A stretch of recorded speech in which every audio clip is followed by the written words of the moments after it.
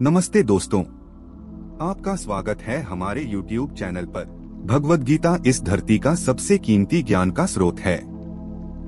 इस ज्ञान की असल में कोई कीमत नहीं है।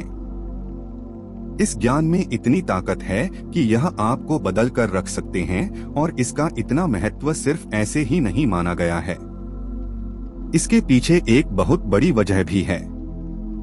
भगवद गीता की बात अगर कोई जान ले तो उसे सफलता से कोई नहीं रोक सकता। देश भर में लोगों का तो ये भी मानना है कि जो भी इंसान इस ग्रंथ को पढ़ता है उसे जीवन की सभी सफलताओं का राज पता चल जाता है।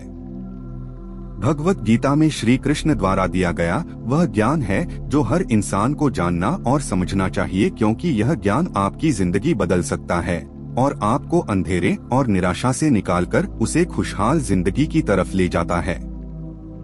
भगवद गीता से जो सबसे महत्वपूर्ण और पहली सीख मिलती है वह है फल की आशा मत करो बल्कि कर्म करो। दोस्तों, भगवद गीता में भगवान श्री कृष्ण अर्जुन को समझाते हैं कि हे अर्जुन, इस संसार के सभी मनुष्य को, सभी प्राणियों को हमेशा कर्म करते रहना चाहिए और फल की आशा कभी नहीं करनी चाहिए, क्योंकि फल की प्राप्ति उसके हाथ में नहीं होती लेकिन कर्म उसके हाथ में होता है। और जो व्यक्ति समर्पण भाव से अपना कर्म करता है उसे पर देने के लिए तो मैं तो बैठा हुआ हूँ, इसलिए हमेशा कर्म करते जाओ, फल की उम्मीद ना करें, क्योंकि कल की उम्मीद करने से आप अपने कर्म से ध्यान नहीं दे पाएंगे। दोस्तों, श्री कृष्ण कहते हैं कि कर्म करने वाला व्यक्ति आज नहीं तो कल जरूर सफल होता है, लेकिन अकर्मण्य व्यक्ति जीवन में कभी भी सफल नहीं हो पाता। इसलिए अगर आप सफल होना चाहते हैं तो आपको अपने कर्म पर पूरा ध्यान देने की जरूरत है और हमेशा से ही अच्छे कर्म करने चाहिए, जिससे आपको अच्छे फल की प्राप्ति हो। दोस्तों, अगर कर्म करने के बावजूद आपको अपने मनचाहे फल की प्राप्ति नहीं हो पा रही है तो कभी भी निराश नहीं होना चाहिए, बल्कि श्री कृष्ण के भरोसा कर आगे बढ़ने की चेष्टा करती रहना चाहिए। और यकीन मानिए, भगवान आज नहीं तो कल आपको सफल, समृद्धि और आपके कर्मों का सही फल जरूर देंगे।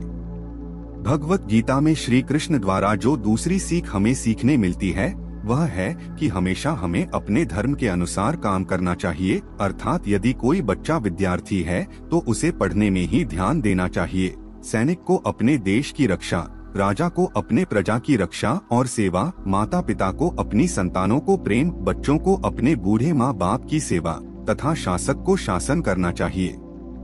दोस्तों से यह कहना चाहते हैं कि हर व्यक्ति अपने कर्म यानी अपनी ड्यूटी को सही रूप से करेगा तो इस समाज में हमेशा संतुलन बना रहेगा, फिर कभी भी किसी को किसी से परेशानी नहीं होगी। दोस्तों, भगवद गीता में श्री कृष्ण द्वारा जो हमें तीसरी सीख मिलती है वह है बदलाव का नियम। दोस्तों, श्री कृष्ण कहते हैं कि बदलाव ही जीवन का नाम है। श्री कृष्ण कहते हैं कि किसी भी इंसान को कभी भी बदलाव से नहीं डरना चाहिए, क्योंकि बदलाव हमेशा एक परिवर्तन लेकर आती है और यह परिवर्तन हमेशा अच्छे के लिए ही होता है। दोस्तों, अगर जीवन में बदलाव ना हो तो हम वहीं रह जाएंगे जहां हम आज हैं और हम कभी भी आगे बढ़ नहीं पाएंगे। दोस्तों, कभी कभी बदलाव या परिवर्तन हमें कष्ट भी देता है, पर यह कष्ट हमेशा के लिए नहीं रहते और आगे चलकर हमेशा सुख देते हैं। दोस्तों, आपने नदी के पानी को कभी सड़ते हुए नहीं देखा होगा, क्योंकि नदी हमेशा परिवर्तित या बहती हुई रहती है, कभी रुकती नहीं है। लेकिन एक तालाब का पानी जब परिवर्तित नहीं होता है, जिसमें बदलाव नहीं आता है, वह धीरे धीरे सड़ जाता है। ठीक उसी तरह हमारे जीवन का मायना तभी तक है जब तक हमारे जीवन में परिवर्तन या बदलाव है। जिस दिन हमारे जीवन का बदलाव रुक जाएगा, हम उस दिन नष्ट हो जाएंगे। दोस्तों, श्री कृष्ण द्वारा जो भगवद गीता में हमें चौथी सीख मिलती है वह है अहंकार से दूर रहना। दोस्तों, श्री कृष्ण गीता में कहते हैं कि हर मनुष्य को हमेशा अहंकार और खुद से दूर रहना चाहिए, क्योंकि अहंकार और क्रोध किसी भी मनुष्य के दिमाग को उसी तरह खा लेता है जिस प्रकार लकड़ी में लगा हुआ दीमक। दोस्तों, अहंकार और क्रोध से वशीभूत व्यक्ति समाज में जहां भी जाता है वहां उसे दूसरों से परेशानी होती है, क्योंकि वह हर व्यक्ति में अपने प्रतिद्वंदी की भावना को देखता है, जिससे उसकी बुद्धि और विवेक की भावना खत्म होती चली जाती है। भगवद गीता में कहा गया कि हर व्यक्ति को आत्ममंथन करना चाहिए, क्योंकि आत्ममंथन अहंकार को खत्म कर देती है। दोस्तों, श्री कृष्ण कहते हैं कि अहंकार व्यक्ति को अज्ञानता की तरफ ले जाती है, इसलिए जीवन में सफलता चाहने वाले व्यक्ति को हमेशा अहंकार और घमंड से दूर रहना चाहिए। दोस्तों, भगवत गीता में जो है 5वीं सीख मिलती है वह है कि मनुष्य के विचार ही मनुष्य का निर्माण करते हैं। दोस्तों, भगवान श्री कृष्ण कहते हैं कि मनुष्य के निर्माण उसके विचारों से ही होता है और मनुष्य जैसा सोचता है वैसा ही बन जाता है। इसलिए हर मनुष्य को हमेशा सकारात्मक और अच्छे सोचों के साथ ही अपने जीवन बिताना चाहिए।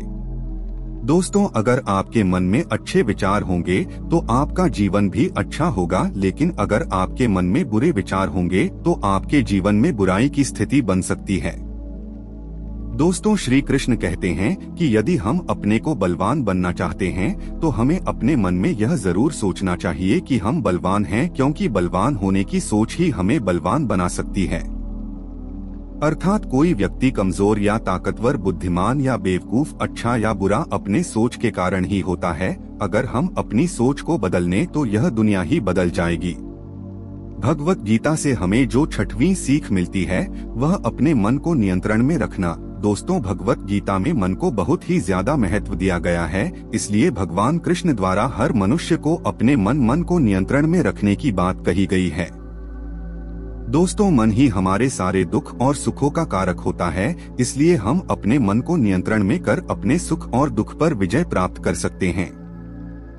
दोस्तों, भगवान श्री कृष्ण कहते हैं कि अगर कोई व्यक्ति अपने मन को नियंत्रित में कर लेता है तो वह उन सभी बुराइयों पर नियंत्रण पा लेता है जो उसे जीवन में आगे बढ़ने से रोकती हैं या दुख देती हैं। इसलिए अपने मन को हमेशा अपने नियंत्रण में रखना चाहिए, उसे कभी भी किसी भी चीज से विचलित नहीं होने देना चाहिए।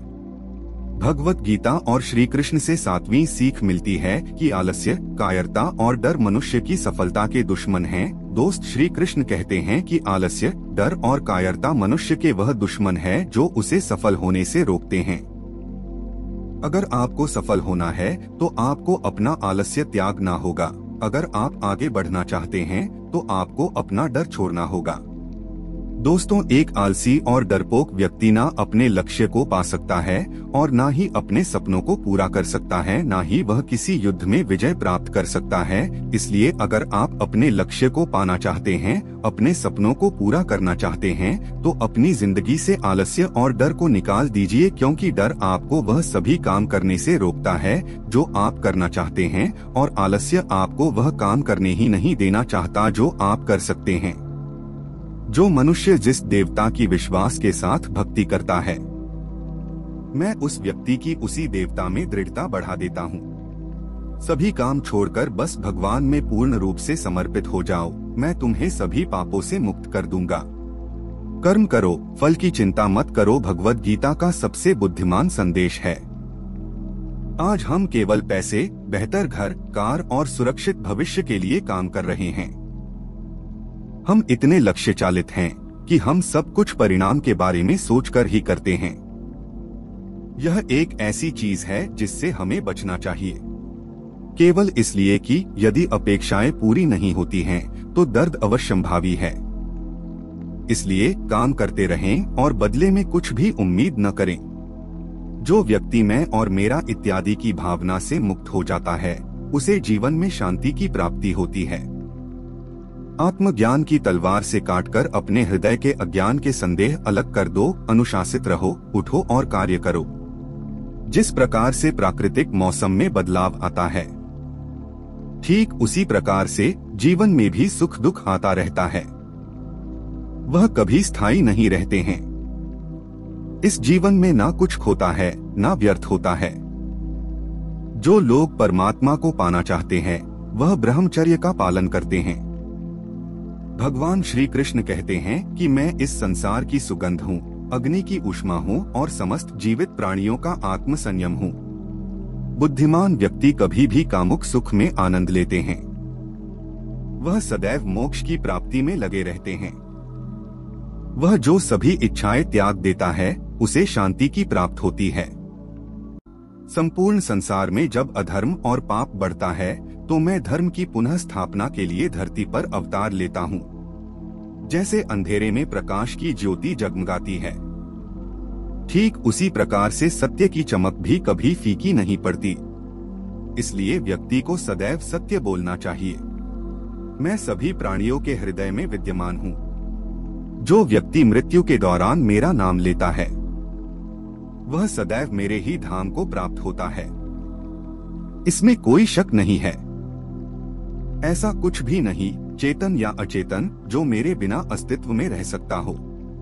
परिवर्तन ही इस संपूर्ण संसार का नियम है। इसलिए व्यक्ति को कभी अपने वर्तमान पर घमंड नहीं करना चाहिए। जिसने जन्म लिया है उसकी मृत्यु निश्चित है और मृत्यु के पश्चात पुनर्जन्म भी निश्चित है। मनुष्य का संपूर्ण शरीर 5 तत्वों से मिलकर बना है, अग्नि, जल, वायु, आकाश और पृथ्वी, और अंत में उसके शरीर को इन्हीं 5 तत्वों में ही विलीन हो जाना है। व्यक्ति को अपने आप को सदैव ईश्वर को समर्पित कर देना चाहिए, तभी वह दुखों, चिंता और परेशानियों से मुक्त रह सकता है। प्रत्येक बुद्धिमान व्यक्ति को क्रोध और लोभ त्याग देना चाहिए, क्योंकि इससे आत्मा का पतन होता है।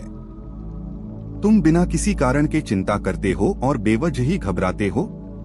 तुम तो आत्मा हो, जिसे ना तो कोई मार सकता है और ना ही जला सकता है। यही जीवन की सच्चाई है, जिसे प्रत्येक व्यक्ति को जानना चाहिए। न तो यह शरीर तुम्हारा है और न ही तुम इस शरीर के मालिक हो। यह शरीर 5 तत्वों से बना है, आग, जल, वायु, पृथ्वी और आकाश। एक दिन यह शरीर इन्हीं 5 तत्वों में विलीन हो जाएगा।